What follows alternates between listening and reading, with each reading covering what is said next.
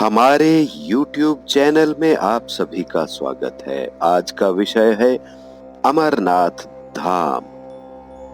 एक बार देवी पार्वती ने देवों के देव महादेव से पूछा, ऐसा क्यों है कि आप अजर हैं, अमर हैं, लेकिन मुझे हर जन्म के बाद नए स्वरूप में आकर फिर से बरसों तप के बाद आपको प्राप्त करना होता है। जब मुझे आपको पाना है तो मेरी तपस्या और इतनी कठिन परीक्षा क्यों? आपके कंठ में पड़ी नरमुंड माला और अमर होने के रहस्य क्या हैं? महादेव ने पहले तो देवी पार्वती के उन सवालों का जवाब देना उचित नहीं समझा, लेकिन पत्नी हठ के कारण कुछ गूढ़ रहस्य उन्हें बताने पड़े। शिव महापुराण में मृत्यु से लेकर अजर अमर तक के कई प्रसंग हैं, जिनमें एक साधना से जुड़ी अमर कथा बड़ी रोचक है, जिसे भक्तजन अमरत्व की कथा के रूप में जानते हैं। हर वर्ष हिम के आलय हिमालय में अमरनाथ, कैलाश और मानसरोवर तीर्थ स्थलों में लाखों श्रद्धालु पहुंचते हैं। सैकड़ों किलोमीटर पैदल यात्रा करते हैं। क्यों? यह विश्वास यूं नहीं उपजा। शिव के प्रिय अधिक मास अथवा आषाढ़ पूर्णिमा से श्रावण मास की पूर्णिमा के बीच अमरनाथ की यात्रा भक्तों को खुद से जुड़े रहस्यों के कारण और प्रासंगिक लगती है। पौराणिक मान्यताओं के आधार पर अमरनाथ की गुफा ही वह स्थान है जहां भगवान शिव ने पार्वती को अमर होने के गुप्त रहस्य बतलाए थे। उस दौरान उन दो ज्योतियों के अलावा तीसरा वहां कोई प्राणी नहीं था। न महादेव का नंदी और न ही उनका नाग, न सिर पे गंगा, न ही गणपति कार्तिकेय। गुप्त स्थान की तलाश में महादेव ने अपने वाहन नंदी को सबसे पहले छोड़ा। नंदी जिस जगह छूटा उसे ही पहलगाम कहा जाने लगा। पहलगाम या पहलगाम। अमरनाथ यात्रा यहीं से शुरू होती है। यहां से थोड़ा आगे चलने पर शिव जी ने अपनी जटाओं से चंद्रमा को अलग कर दिया। जिस जगह ऐसा किया वह चंदनबाड़ी कहलाती है। इसके बाद गंगा जी को पंचतरणी में और कंठाभूषण सर्पों को शेषनाग पर छोड़ दिया। इस प्रकार इस पड़ाव का नाम शेषनाग पड़ा।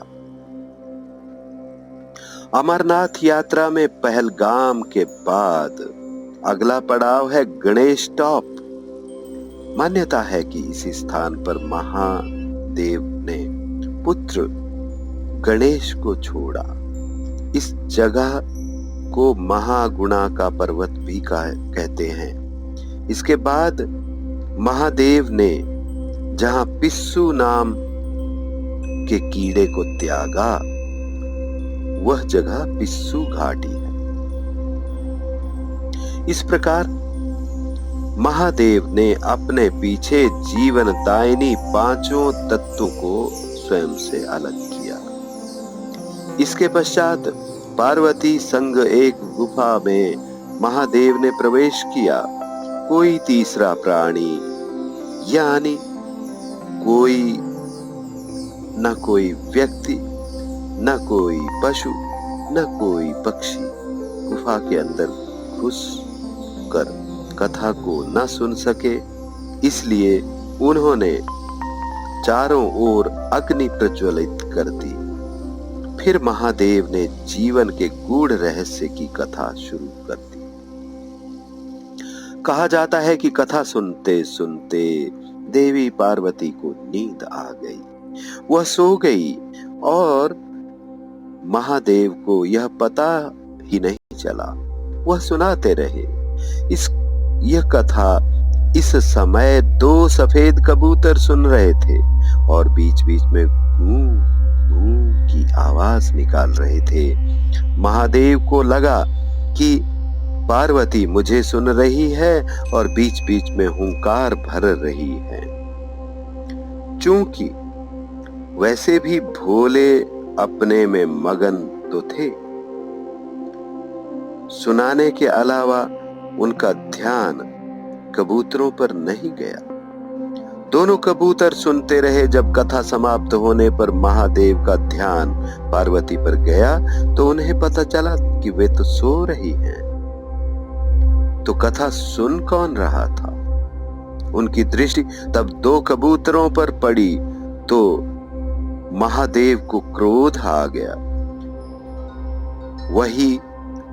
वही कबूतरों का जोड़ा उनकी शरण में आ गया और बोला, हे भगवान,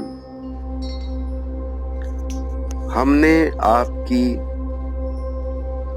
अमर कथा आपसे सुनी है। यदि आप हमें मार देंगे तो यह कथा झूठी हो जाएगी। हमें पथ प्रदान करें, आपकी बड़ी कृपा होगी। इस पर महादेव ने उन्हें वर दिया कि तुम सदैव इस स्थान पर शिव व पार्वती के प्रतीक चिन्ह में निवास करोगे। अंततः कबूतर का यह जोड़ा अमर हो गया और यह गुफा अमर कथा की साक्षी हो गई।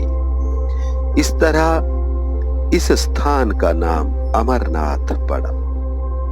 मान्यता है कि आज इन दो कबूतरों के दर्शन भक्तों को होते हैं। अमरनाथ गुफा में यह भी प्रकृति का ही चमत्कार है कि शिव की पूजा वाले विशेष दिनों में बर्फ के शिवलिंग अपना आकार ले लेते हैं। यहाँ मौजूद शिवलिंग किसी आश्चर्य से कम नहीं है। पवित्र गुफा में एक ओर मां पार्वती और श्री गणेश के अलग से बर्फ से निर्मित प्रतिरूपों के दर्शन किए जा सकते हैं। जय बाबा बर्फानी, भूखे को अन्न, प्यासे को पानी।